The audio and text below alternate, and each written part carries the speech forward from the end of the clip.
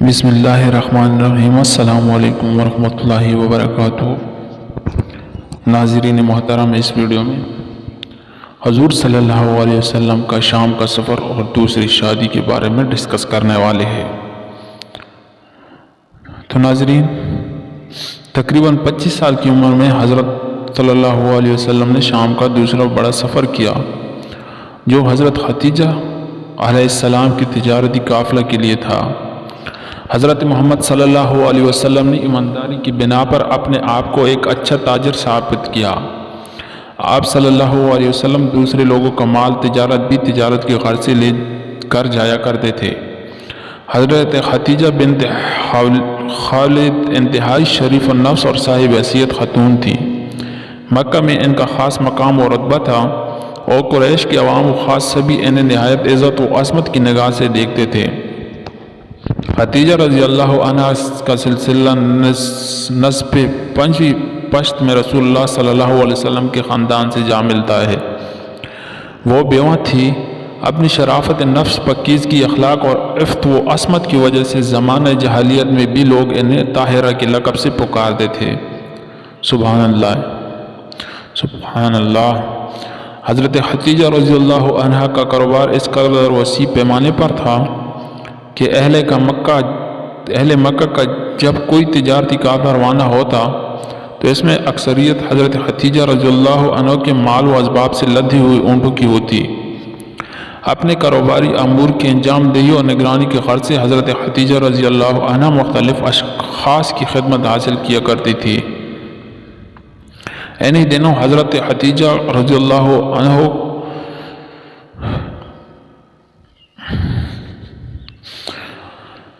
کو جب رسول اللہ صلی اللہ علیہ وسلم کی راست بازی، امانت و دیانت کی خبریں ملیں تو انہوں نے آپ صلی اللہ علیہ وسلم کو یہ پیغام بھجوایا کہ آئندہ جو تجارتی قافلہ مکہ سے ملک شام کے لیے روانہ ہوگا، اس کی نگرانی آپ صلی اللہ علیہ وسلم کریں۔ ساتھ ہی معقول و معاوضے کا بھی وعدہ کیا۔ آپ صلی اللہ علیہ وسلم نے اپنے سرپرست و مشفق چچا ابو طالب سے مشورے کے بعد اس پیشکش کو قبول فرمایا اور سفر شام کے لیے تیار ہو گئے۔ چنانچہ آپ صلی اللہ علیہ وسلم حضرت خدیجہ رضی اللہ عنہ کا مال تجارت لے کر ملک شام کی طرف روانہ ہوئے۔ توفیق الہی سے اس سفر میں بہت زیادہ منافع ہوا۔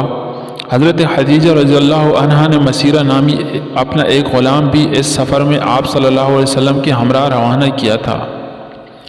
اس نے واپس مکہ پہنچنے پر حضرت خدیجہ رضی اللہ عنہ کے سامنے آنکھوں دیکھا حال بیان کیا۔ آپ صلی اللہ علیہ وسلم کی راست بازی، معاملہ فہمی، پرہیزگاری، امانت و دیانت، فہم و فراست، حسن و تعامل و دیگر صفات حمیدہ کا تذکرہ کیا۔ یہ سب کچھ حضرت خدیجہ کے لیے انتہائی فرحت و مسرت و اطمینان کا باعث بنا۔ حضرت خدیجہ اس سے قبل دوبارہ بیوہ ہو چکی تھی۔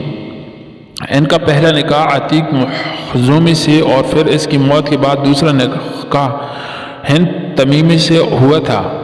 دوسری بار بھی جب وہ بیوہ ہو گئی تو ان کے مقام و رتبے و مال و دولت کی وجہ سے بڑے بڑے سردار ان قریش متعدد بار انہیں پیغام نکاح بھجوا چکے تھے، لیکن حضرت خدیجہ رضی اللہ عنہ اپنے ذہانت و فہم و فراست کی وجہ سے اس حقیقت کو خوب جان چکی تھی کہ ان میں سے کوئی بھی مخلص نہیں ہے۔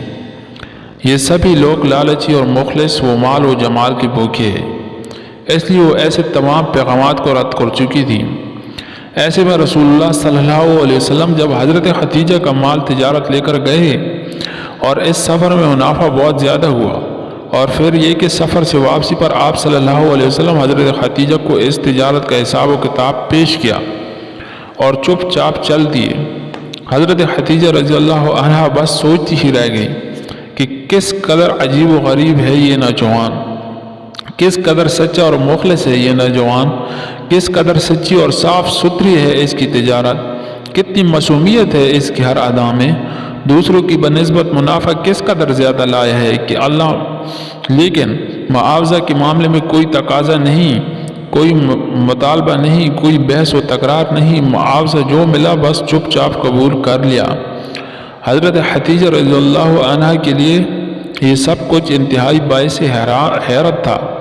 ایک طرف مسلسل پیغامات بھیجے جانے والے بڑے بڑے سرداران قریش جو کہ دراصل حرص و طمع کے مارے ہوئے اور مال و زر کے پجاری تھے، دوسری طرف سیدھا سادہ سچا مخلص اور اس قدر قناعت پسند متوکل قسم کا یہ نوجوان حضرت خدیجہ رضی اللہ عنہ کو آپ صلی اللہ علیہ وسلم کی یہی ادا بھا گئی اور وہ سمجھ گئی کہ یہ تو ان کی وہ متاع گمشدہ ہے جس کی وہ مدت سے متلاشی تھی۔ تب حضرت خدیجہ رضی اللہ عنہ نے اپنے دل کی بات اپنے ایک خاص رازدار سہیلی نفیسہ بنت منبع سے کہی اور انہیں آپ صلی اللہ علیہ وسلم کی طرف پیغام نکاح لے جانے کو کہا۔ نفیسہ نے یہ پیغام آپ تک پہنچایا جس پر آپ صلی اللہ علیہ وسلم نے اپنے چچاؤں خصوصاً جناب ابو طالب اور حضرت حمزہ سے مشورہ کیا اور ان دونوں سے اس رشتے کی تائید کی، اور پھر یہ دونوں آپ صلی اللہ علیہ وسلم کی طرف سے اظہار رضامندی کے طور پر حضرت خدیجہ کے چچا عمرو بن اسد کے پاس پہنچے اور آپ صلی اللہ علیہ وسلم کی طرف سے رضامندی کی انہیں اطلاع دی، اور یوں آپ صلی اللہ علیہ وسلم اور حضرت خدیجہ رضی اللہ عنہ اس رشتہ ازواج میں مستعلق ہو گئے، اور یہ مبارک ترین رشتہ حضرت خدیجہ رضی اللہ عنہ کی وفات تک یعنی مسلسل 25 برس تک قائم رہا۔ رسول اللہ صلی اللہ علیہ وسلم کی یہ پہلی شادی تھی، جبکہ حضرت خدیجہ اس سے قبل دوبارہ بیوہ ہو چکی تھی۔ اس سے شادی کے وقت آپ صلی اللہ علیہ وسلم کی عمر مبارک 50 سال جبکہ حضرت خدیجہ رضی اللہ عنہ کی عمر 40 سال تھی۔ حضرت خدیجہ علیہ السلام قریش کی مالدار ترین اور معزز ترین خواتین میں سے تھی۔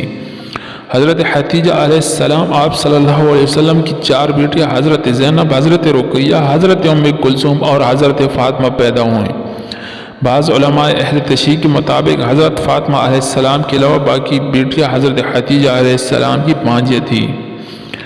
تو ناظرین محترم، آج کی یہ ویڈیو اگر آپ کو پسند آئی ہو تو ہمارے چینل کو سبسکرائب کریں، ویڈیو کو لائک کر دیں۔